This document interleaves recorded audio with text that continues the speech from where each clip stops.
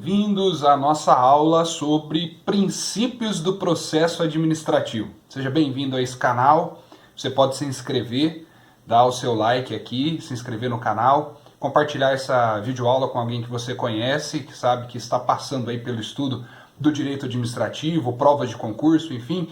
Fique à vontade para poder repercutir essa aula aí entre as pessoas que você gosta, beleza? Bom, pessoal, eu quero desejar e dizer que essa aula é feita de maneira especial aos meus queridos alunos do 5º semestre de Direito da Faculdade de Apucarana, da FAP. Pois é, em tempos de quarentena, de distanciamento social, a gente precisa se aproximar e essa videoaula é uma maneira de a gente fazer isso, beleza? Bom, fique à vontade com esse conteúdo. Nós vamos tratar um pouquinho sobre princípios do processo administrativo, como eu disse.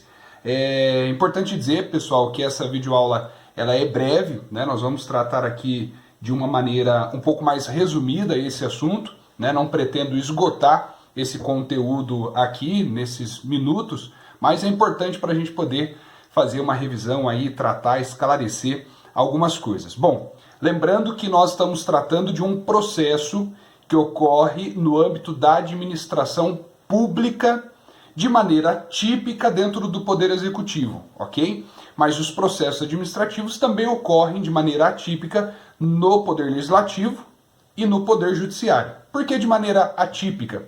Porque tipicamente o que nós temos no Poder Legislativo é o processo legislativo e o que nós temos no Poder Judiciário são os processos judiciais, os processos jurídicos que correm pelo seu próprio rito, beleza? Bom, então, dizendo que temos processo administrativo, então, nos 3 poderes, em todos os âmbitos da administração pública, direta e indireta, desde o menor município do país até a principal capital do país, não importa, nós vamos ter processo administrativo em todos os entes da federação, em todos os níveis, na administração pública direta e indireta, ok? Mas de maneira típica, de maneira concentrada, nós vamos encontrar o processo administrativo dentro do Poder Executivo, que tem a função típica de administrar a coisa pública, beleza? Bom, então, o processo administrativo, né, a gente trata disso num outro momento, você pode pesquisar esse assunto em outro momento, mas hoje, nessa videoaula, quero de maneira específica tratar sobre os princípios do processo administrativo. Bom, quando a gente fala de princípio, é importante lembrar que o direito administrativo, enquanto matéria, enquanto disciplina, enquanto campo, enquanto ramo do direito, tem os seus próprios princípios que o orientam, ok? Então, alguns princípios que valem para o direito administrativo, nós vamos trazer aqui a aplicação deles para o processo administrativo também, por consequência, ok? Bom, destacando então o princípio da publicidade. Se eu estou falando de processo administrativo dentro do direito administrativo, vamos nos lembrar do princípio que está lá no artigo 37, que orienta toda a administração pública, que é o princípio da publicidade. O processo administrativo, salvo poucas, raras exceções que devem estar previstas na legislação, o processo administrativo tem caráter público. Também vamos destacar o princípio da ampla defesa e do contraditório. Aqui vamos tratar disso como sendo uma coisa só. E quando a gente fala de ampla defesa e contraditório, a gente está falando de ofertar os meios, as condições àquele que faz parte do processo administrativo, dos seus meios, das condições inerentes à sua defesa, em razão das suas alegações, daquilo que ele precisa apresentar no processo administrativo. Então, o conhecido princípio da ampla defesa e contraditório não se aplica só aos processos judiciais e também não se aplica só aos processos administrativos punitivos, sancionatórios, disciplinares. Ele se aplica a todo e qualquer tipo de processo administrativo, dando à pessoa, à parte do processo administrativo, os meios e as condições proporcionais, necessárias, razoáveis, que garanta a defesa das suas alegações, tá bom? E também a questão da economia processual, um princípio já bastante conhecido para quem está estudando o processo civil, né? Para quem está estudando aí as legislações especiais que tratam do juizado especial federal, juizado especial civil, juizado especial criminal, aqui o princípio da economia processual no processo administrativo também se aplica, também é válido, ok? Lembrando aí que a gente está falando de algo razoável, tá? Não significa que todo processo administrativo tem que ser rápido, tem que ser curto, tem que ser sumaríssimo. O que nós estamos dizendo é que nós vamos pensar sempre em uma duração razoável do processo, como a própria Constituição traz, e a gente vai falar aqui dentro do processo administrativo também de economia processual, pensando em algo razoável, pensando em algo que seja proporcional ao assunto, ao mérito daquele processo administrativo. Beleza? Bom, vamos falar de princípios do processo administrativo de uma maneira mais específica, mais aplicada, ok? E o primeiro princípio eu quero falar que é o princípio da oficialidade. O que significa isso? Significa que, diferente dos processos judiciais, onde o juiz é inerte, onde o poder público, na figura do juiz, é inerte, no processo administrativo, a administração pública, o ente público, age de ofício. Por isso, o princípio da oficialidade. Então, no processo administrativo, independente da provocação do administrado, independente da provocação de um terceiro, de alguém exterior à administração pública, nós vamos ter a possibilidade do início do processo administrativo e do seu impulsionamento também. Coisa que lá no processo judicial, a gente depende de provocação das partes. Aqui nós vamos ter, para o processo administrativo, o princípio da oficialidade, onde a administração pública vai adotar todas as medidas necessárias para o seu andamento, inclusive para o início do processo administrativo. Nós temos também o princípio da obediência à forma e aos procedimentos. Bom, quando a gente fala de administração pública, a gente está lembrando de princípio da legalidade, onde a administração pública só age, só faz aquilo que a legislação autoriza, aquilo que está prescrito na legislação, na norma de conduta para aquele órgão, para aquele ente público. No entanto, aqui a gente tem que fazer um destaque. Lá no processo judicial, a gente tem esse princípio da obediência à forma e aos procedimentos de uma maneira muito regrada, muito séria. Porque um mínimo descuido com o procedimento e com a forma no processo judicial pode invalidar todo o processo ou o processo daquele ponto em diante.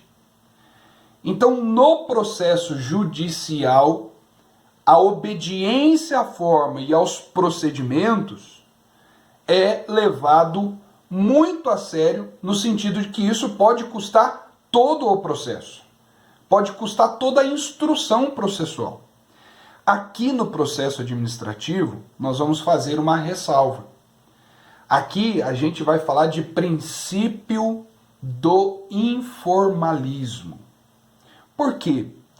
Porque na administração pública, eu já comentei isso com os nossos alunos do 5º semestre de Direito, quando a gente fala de administração pública, raras as vezes, em raros os órgãos públicos, em raros os entes da federação, você vai ter uma lei, uma norma, um código de processo administrativo para aquele ente público.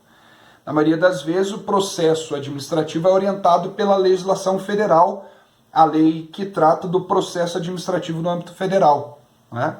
Então a gente tem, no âmbito da administração pública, em especial daqueles entes menos estruturados, dos entes menores, dos municípios menores, nós vamos ter uma ausência de regramento, de procedimentos. Por isso o costume, por isso a prática, por isso aquilo que é adotado de maneira costumeira por aquele órgão, por aquele ente público, tem muita importância ainda dentro do processo administrativo. Então o que nós vamos ter aqui é o princípio do informalismo. Agora, não significa isso que o processo administrativo não tem forma. O processo administrativo tem forma. Ele tem que ser escrito. Ele tem que ser reduzido a termo, ele tem que ser documentado, tem que ser feito em regra, através de um protocolo, por meio físico ou por meio digital, mas o fato de nós estarmos diante de um princípio que aqui no processo administrativo pode ser considerado um princípio do informalismo, não significa que o processo administrativo não tem forma. Ele é escrito, ele é formal, precisa ser reduzido a termo, tá bom? Não é um processo administrativo feito de qualquer maneira, apenas na conversa, apenas pela informação extraoficial de alguém. Isso não vale, tá bom? Lembrando que a gente está agarrado ao princípio da legalidade, mas aqui, em relação às formas e aos procedimentos, eles existirão, mas diante de um processo administrativo, eles serão relevados, ok? Mas nós vamos ter sim uma forma, que é a forma escrita, a forma documentada para fazer o processo administrativo acontecer, tá bom? Ele é informal no sentido de que nós não temos um regramento tão específico, tão severo quanto no processo judicial, beleza? Mas ele tem forma, a forma é escrita, reduzida a termo. Outro princípio importante, que daí diferencia bastante lá do processo judicial, é o princípio da gratuidade. No âmbito do processo administrativo, não importa o poder econômico da parte, não importa o valor que está em discussão. Isso faz diferença lá no processo judicial, porque dependendo quem é a parte, dependendo do valor discutido, nós vamos ter um custo para o processo. No processo administrativo, nós vamos aplicar a gratuidade dele. Vou dar um exemplo.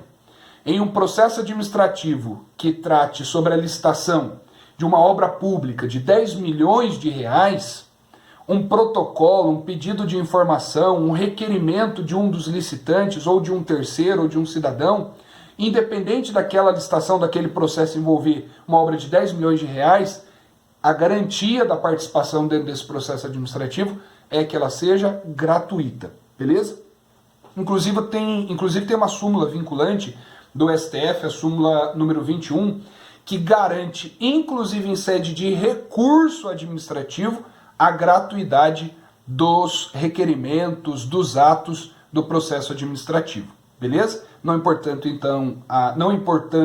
então as partes envolvidas no processo administrativo ou o valor, tá bom? Nós vamos ter o princípio da gratuidade. Existe exceção? Claro que existe exceção, tá bom? Mas quando existir exceções, estas poucas exceções precisam estar previstas em lei e ser de conhecimento das partes desse processo, ok? Falar do princípio da pluralidade de instâncias.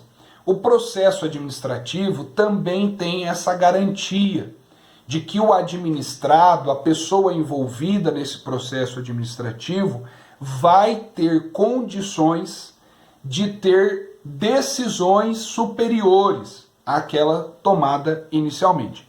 Isso, pessoal, atenção, vai variar de órgão para órgão, de ente para ente. Tá? Se a gente falar de município, nós vamos ter ali algumas possibilidades de recursos. Se eu pensar num processo administrativo, no âmbito do município, a última decisão, onde couber, óbvio, é do prefeito municipal. Se eu falar do âmbito estadual, a última decisão, onde couber, será do governador. Se eu falar do âmbito federal, a última decisão, onde couber, será de um ministro de Estado e eventualmente até de um presidente da República, tá bom? Mas como a administração pública federal tem muitos níveis hierárquicos de decisão e de pessoas que exercem a função de administrador público, que têm capacidade de dar decisões que valha contra terceiros, no âmbito da administração pública federal, a gente tem uma limitação, tá bom? E aí vai depender de processo para processo, mas em regra, no âmbito da administração federal, você vai ter a possibilidade de ter decisões em 3 instâncias diferentes, tá bom? No município, normalmente, é nessa quantidade também, tá? Começa ali, se eu falar de licitação, que é um exemplo mais comum de dar, começa ali com o chefe do certame, com o diretor do departamento de compras e licitação, com o pregoeiro, né? Vai para um secretário municipal e normalmente termina no prefeito, tá?